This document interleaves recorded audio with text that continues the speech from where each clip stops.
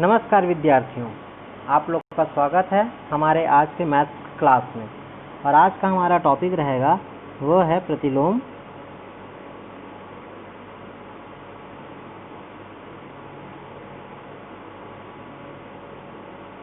त्रिकोणमिति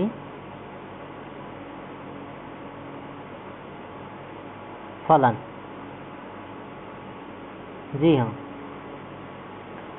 आज का हमारा ये टॉपिक है प्रतिलोम त्रिकोणमिति फलन। तो हम स्टार्ट करते हैं हमारा प्रतिलोम त्रिकोणमिति फलन आज के चैप्टर में। ठीक है, सबसे पहले आप लोग को ये बता दूं कि जब हम फलन के विषय में चलते हैं तो इसमें दो मुख्य बातें होती है।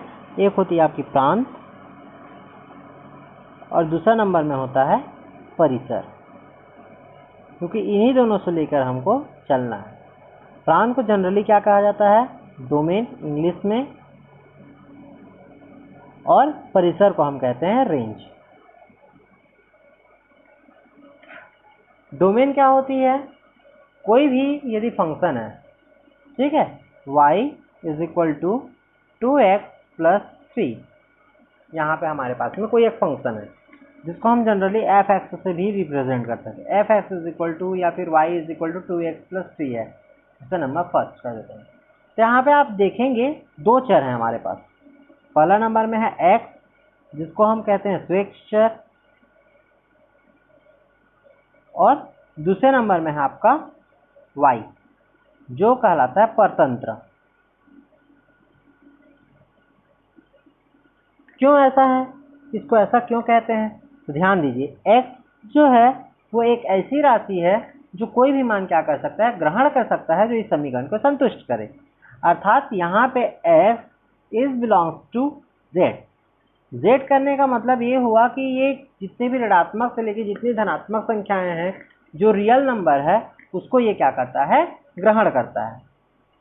y परतंत्र इसलिए है क्योंकि वह डिपेंड कर रहा है किस पे? x पे। ये खुद से कोई मान ग्रहण नहीं कर पाएगा अभी, ये केवल मान ग्रहण करेगा, कोई भी मान प्राप्त करेगा कब? जब हम x का कोई मान रखेंगे इस समीकरण में। जब तक हम x का वैल्यू नहीं रखेंगे यहाँ, y की हमको कोई भी वैल्यू प्राप्त होने वाली नहीं है। इस कारण ये परतंत्र चर कहलाती है। तो सीधी सी बात है, जितने भी हमारे x की जो समुच्चय होंगी, हमारे x का जो मान होगा और इसका जो हम समुच्चय बनाएंगे, जो सेट बनाएंगे, ये हमारा कहलाएगा डोमेन। और जो जो वैल्यू हमको प्राप्त होगी y की, वो वैल्यू हमारी कहलाएगी परिसर अर्थात रेंज। इतना तक क्लियर हो गया होगा। एक एग्जांपल लेकर के चलते हैं, विदाउट एग्जांपल समझ में नहीं आने वाला है। जैसे इसी को हम लेके चलें, y = 2x + 3, ऐसा। अब यहाँ पे हम x की वैल्यू कौन कौन सी पुट कर सकते हैं? तो सबसे पहले नंबर में आप लोग कहेंगे सर एक रख के देखते हैं। जी हाँ, चलिए रखते हैं। तो y की वैल्यू आपको क्या प्राप्त होगी? तो 2 × 1 + 3 = 5। इसी प्रकार से यदि आप x की वैल्यू यदि आप मान लो 2 रखते हो, तब y की वैल्यू आपको कितनी प्राप्त होगी? तो 2 × 2 + 3 = 7। ये ऐसा। अब x की वैल्यू यदि हम 3 रखते हैं, तब y की वैल्यू कितनी प्राप्त होगी? तो y = 2 × 3 + 3 = 9, समथिंग लाइक दैट। अब दो समुच्चय बन रहा है हमारे पास, एक है आपका x और दूसरा है आपका y। x में कौन कौन सा वैल्यू है? 1, 2 एंड 3। y की वैल्यू कौन कौन सी प्राप्त हो रही है y में? तो आप ध्यान देंगे 5, 7 एंड 9। एक का संबंध किसके साथ है? 5 के साथ। 2 का संबंध किसके साथ है? 7 के साथ। 3 का संबंध किसके साथ है? 9 के साथ। ओके, यहाँ पे आप ध्यान दीजिए। तो ये जो x की जो वैल्यू है, ये हमारी कहलाती है डोमेन, और जो y की वैल्यू है, ये हमारी कहलाती है रेंज। सीधी सी बात, वो x की वैल्यू को रखने पे है क्योंकि y की वैल्यू प्राप्त हुई है। इस कारण यह हमारा हो गया x हो गया डोमेन, और ये हो गया हमारा रेंज। ये फंक्शंस के लिए है, ये एफ एक्स के लिए is equal to F X के लिए है। लेकिन यदि मान लीजिए मैं इसी का प्रतिलोम निकाल दूं तब क्या होगा, तब मजेदार है। चलिए इसका प्रतिलोम ज्ञात करते हैं। यह हमारे पास में फंक्शन था F x is equal to 2x plus 3, ये y की वैल्यू थी। Okay, y is equal to 2x plus 3 something like that. अब यदि आप x की वैल्यू निकालें, f इनवर्स x की यदि आपको निकालना है तब हम कैसे निकालेंगे? तो सीधी सी बात है भैया कि आपको x को रहने दीजिए, बाकी को पक्षांतर कर दीजिए। ये हो जाएगी आपकी y minus 3/2 is equal to x something like that. अब यहाँ पे क्या करना है आपको, y की वैल्यू आपको पुट करते जाना है, तो आपको x की वैल्यू प्राप्त होगी। तो यहाँ क्या होगा, जैसे उन्हीं वैल्यू को यदि हम रखते जाएं, y की वैल्यू हमने पहले देखा था कितना था, 5 रख दें, तब x की वैल्यू कितनी प्राप्त होगी? तो ध्यान दीजिए 5 minus 3/2 is equal to 1। Got it. फिर इसी प्रकार से यदि हम y की वैल्यू, दूसरा कितना निकला था हमारा 7, यदि हम 7 रख दें तब x की वैल्यू कितनी प्राप्त होगी? 2। ओके, अब y की वैल्यू यदि हमारा तीसरा कितना निकला हुआ था, तो ध्यान दीजिए y की वैल्यू कितनी निकली थी? 9। तब x की वैल्यू क्या निकल गई? x की वैल्यू निकली आपकी 3। अब यहाँ पे डोमेन और रेंज निकालना है तो क्या करेंगे, तो y is called domain for this inverse function. तो यहाँ y की वैल्यू क्या क्या है? 5 है, 7 है, 9 है।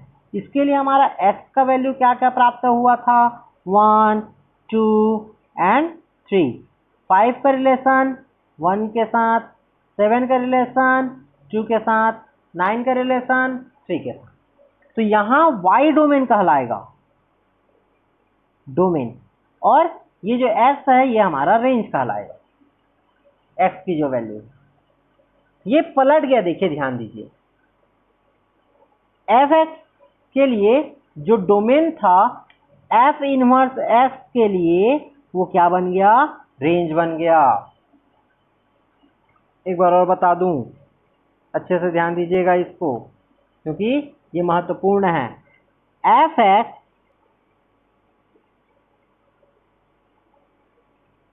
एक्स का डोमेन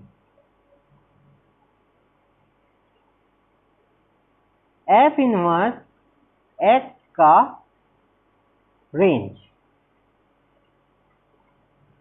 इसी प्रकार से एफ एक्स का जो रेंज था, रेंज वो हो गया था एफ इनवर्स एक्स का डोमेन। ये ओके, इतना दूर तक क्लियर हो गया? चलिए, हमने तो अभी देखा कि कोई भी हमारे पास में फंक्शंस थी जो अलजेब्रा में थी, ठीक है, अलजेब्रिक फंक्शन थी, उसका हमने डोमेन और रेंज निकालना सीखा। लेकिन यदि जरूरी नहीं है कि वो फंक्शन जो हो वो केवल अलजेब्रा में हो। यदि वो फंक्शन हमारा f x is equal to त्रिकोणमिति के रूप में हो, अर्थात ट्रिग्नोमेट्री के पद में हो, जैसे sine x something like that, cos x, ठीक है, टेन एक्स, ये जितने भी आपके त्रिकोणमिति अनुपात जो दिख रहे हैं, यदि इसके रूप में यदि कोई फंक्शन हो तब हम इसको कहते हैं त्रिकोणमिति फलन। अब त्रिकोणमिति फलन के भी हमको क्या निकाल दी है? सेम डोमेन और रेंज। चलिए एक एक का हम निकाल के देखते हैं कि इसके डोमेन क्या होंगे और इसके रेंज क्या होंगे। ओके, सबसे पहले हम देखते हैं साइन एक्स का। किसका देख लेते हैं? साइन एक्स का निकाल के देखते हैं। चलिए,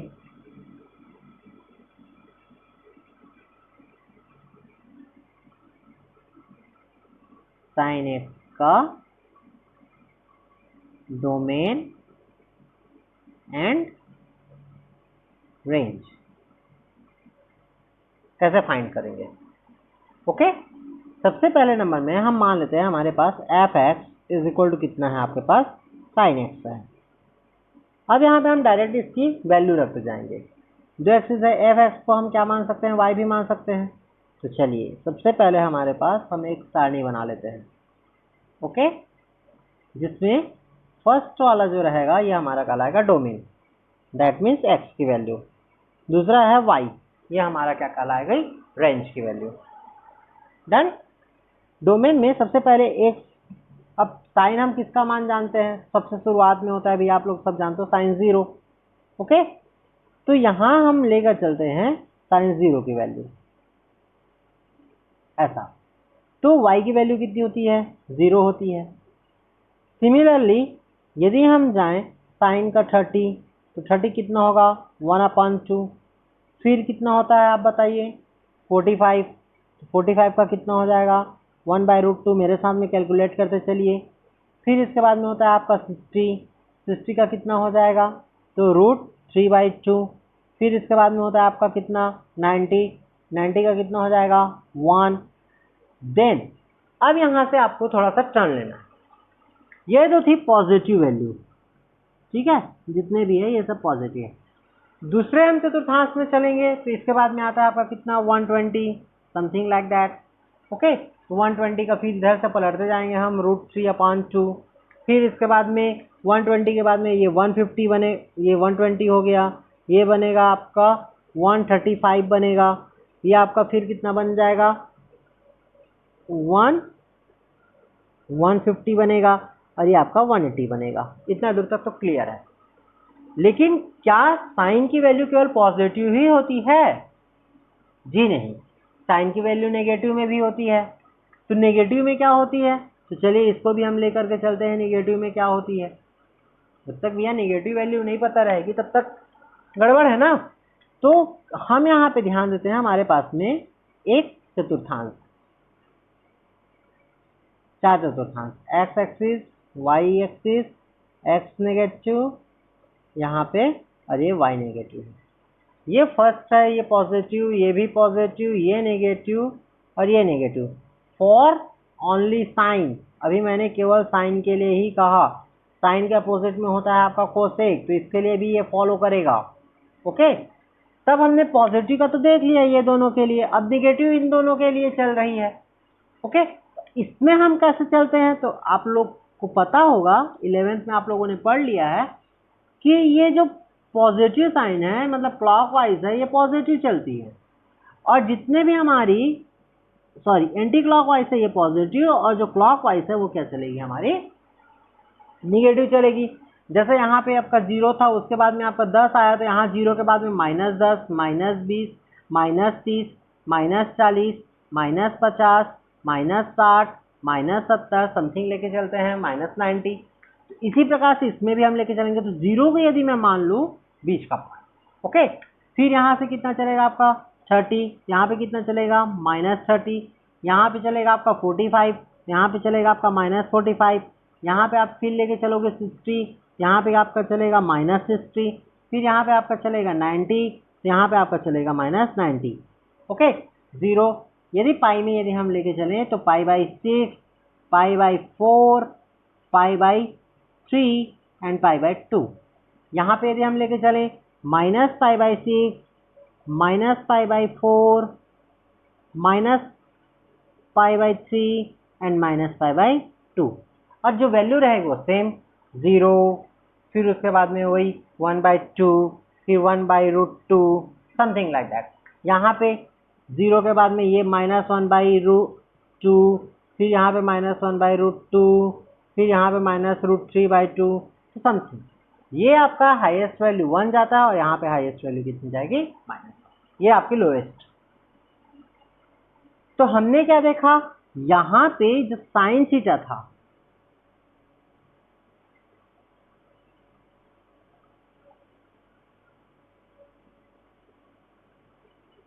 साइन थीटा जो था, ठीक है, वो कहाँ से कहाँ तक मान ग्रहण कर रहा था, तो -π/2 लिस्ट वैल्यू टू π/2, यहाँ तक मान को क्या कर रहा था, वो ग्रहण कर रहा था। आप लोगों ने इसको देखा। अब -π/2 के लिए लिस्ट वैल्यू कितनी थी, तो आप लोगों ने इसको भी देखा, -1 था, और हाईएस्ट वैल्यू कितना था, +1 था। अर्थात साइन थीटा का जो वैल्यू होगा वो -1 से +1 के बीच में होता है। ये इसका समुच्चय है। यहाँ आप ध्यान दीजिए साइन थीटा, थीटा जिस मान को क्या कर रहा है, ग्रहण कर रहा है, ये कहलाएगा आपका डोमेन। मैंने पहले कहा था उससे जो वैल्यू आपको प्राप्त होगी ये आपकी कहलाएगी रेंज। इतना दूर ओके। तो यहाँ -π/2 टू +π/2 दैट मीन्स ये पूरे वास्तविक संख्याएं हैं, जिनको हम सम्मिलित रूप से कह सकते हैं R। तो साइन थीटा की डोमेन क्या हुई, साइन थीटा की डोमेन हो गई आपकी R is called domain. And what is the range of sine theta, तो हम यहाँ पे कह सकते हैं -1 to +1 is called range for sine theta. इसी प्रकार से आप कॉस के लिए भी लेकर के चल सकते हैं, जरूरी नहीं है कि साइन के लिए हम लेकर के चलें। हमारे पास में कॉस की भी वैल्यू होती है, टेन की भी वैल्यू होती है, कॉस थीटा की वैल्यू लेके चलिए। सिमिलरली हम चलेंगे कॉस की। तो यहाँ ध्यान आपको ये देना है कि कॉस की जो वैल्यू होती है वो 0 से पाई के बीच होती है, क्योंकि यदि हम इसके चतुर्थांश के विषय में पढ़ते हैं तो ये आपका पॉजिटिव है और ये आपका नेगेटिव है। दैट मीन्स 0 पॉजिटिव और यहाँ पे पाई जो होगा वो नेगेटिव होगा। तो ये हो गया आपका क्या चीज़, डोमेन।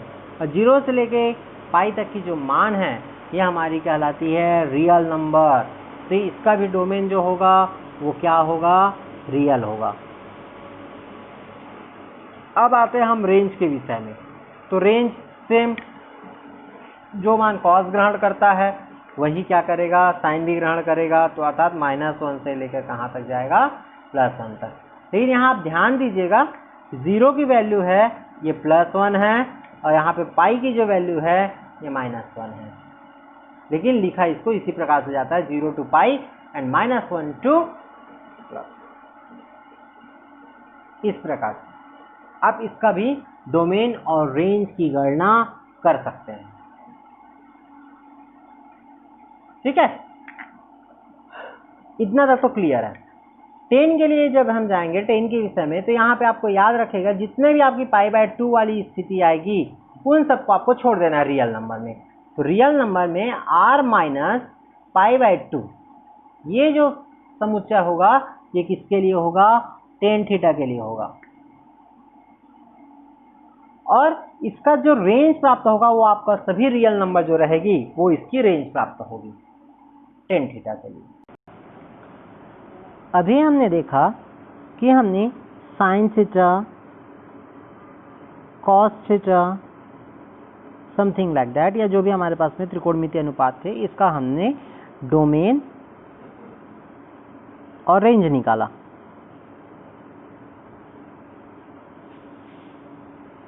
अब क्या हो जब हम इस फंक्शंस को पलट दें, दैट मीन्स यदि हमारे पास f = साइन थीटा है मान लिया जाए, तो थीटा = यदि हम इसको पलट दिया जाए तो इसका इन्वर्स क्या होगा, तो साइन इन्वर्स x हो जाएगा।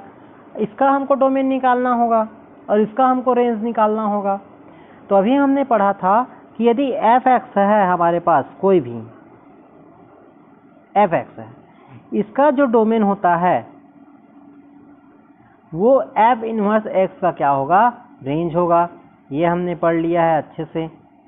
और साथ ही साथ f इन्वर्स, यहाँ f(x) का जो रेंज होता है, जो रेंज होगा वो f इन्वर्स x का क्या कहलाता है, डोमेन कहलाता है। यह हमने अभी जस्ट देखा। अब आपको बात करना है साइन के लिए कि साइन के लिए क्या होने वाला है, कॉस के लिए क्या होने वाला है, टेन के लिए क्या होने वाला है, तो इन्वर्स के लिए क्या होगा। चलिए इसके लिए भी हम एक व्यापक चर्चा करते हैं।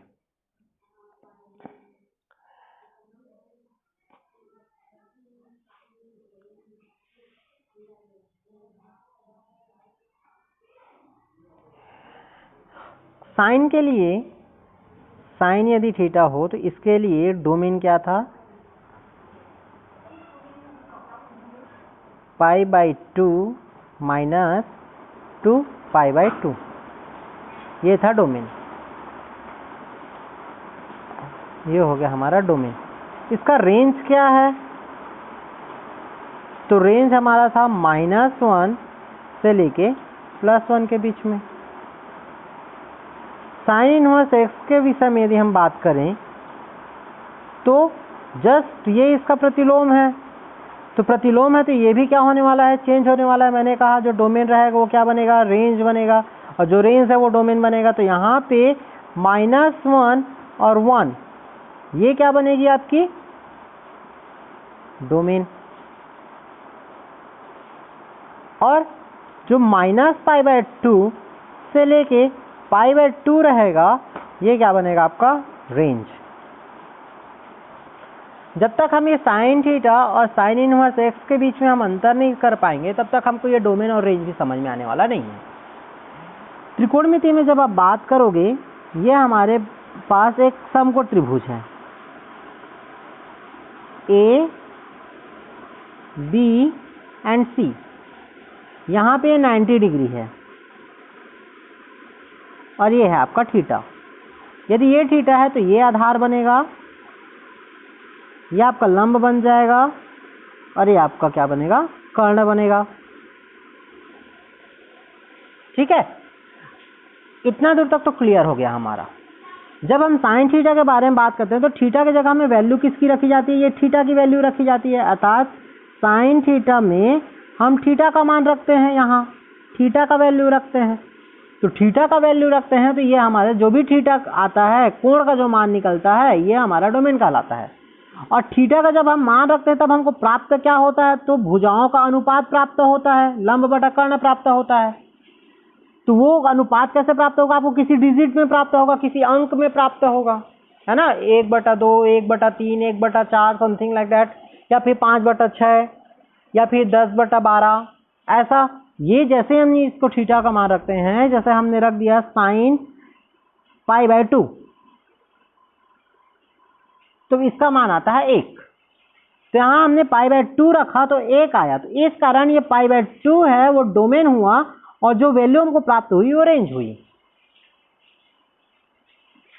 लेकिन जब हम साइन इनवर्स के बारे में बात करते हैं, साइन इनवर्स के बारे में, तब आपको याद रखेगा कि यहाँ पे जो x आपको दिख रही है, यहाँ फंक्शन में x दिख रही है, ये x क्या रहेगा? भुजाओं के रेशियो को हम रखेंगे। यहाँ पे इन दोनों का जो अनुपात रहेगा इसको रखा जाएगा, लेट 1।